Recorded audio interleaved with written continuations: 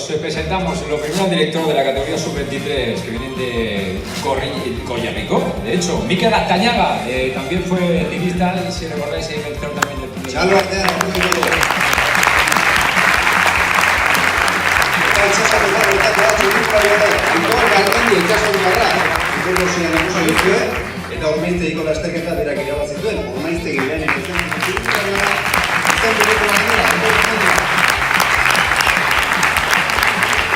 Tenemos a Diego Racana, campeón de España de persecución por equipos, en buen pista. Lazkauti, Aritz Urra, Gizon Azkerra, pistan, Herrien Uran eta Gizon eta Azkerreko txapelketan lortutako txirrendularia. Y a la galería, Xavier Berasategui, ganador de Torneo Euskal Herria, de la categoría de España, de la Ruta Gipuzkoa.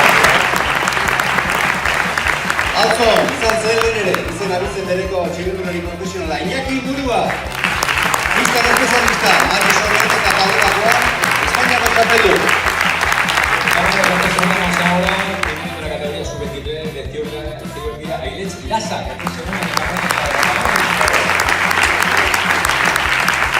El buen Martí, Manuel Álvarez, 2018ko denboraldia begira, bikaina egin zuen.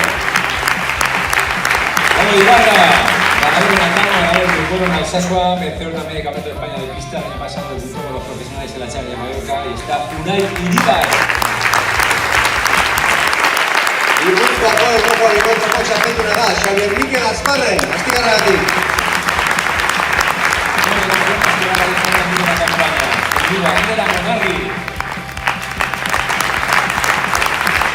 Oñatziarra, Marko Irizar bezala, Xavier Murgiondo.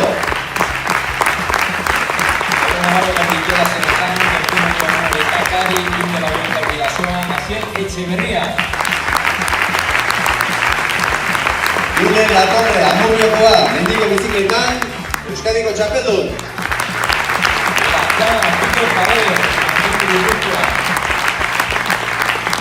Gaizka Zuetil, Etxebarriakoa, alde gizon bikaina eta Etxebarria badarete. Adirela, izan direla lehen etxerik dira askoak.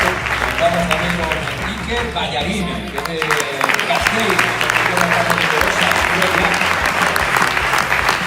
Eneko Aramendia, Guellarren irabaztako txirrendularia. Y este que hoy tenemos que recibir a este corredor, campeón de España paralímpico, medallista en los Juegos Olímpicos de Río, Eduardo Santa.